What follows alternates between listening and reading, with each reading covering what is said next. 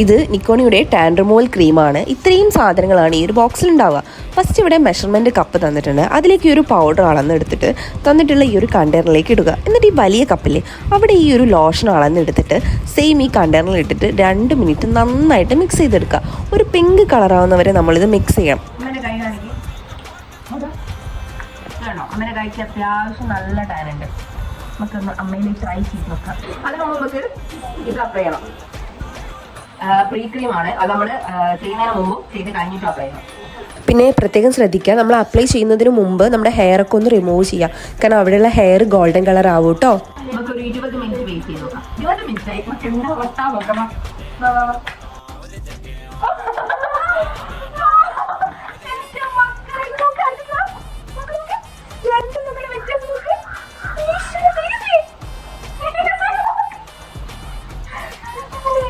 അടിപൊളി പ്രൊഡക്റ്റാണ്. വാങ്ങേണ്ടവർ വാങ്ങിക്കോ.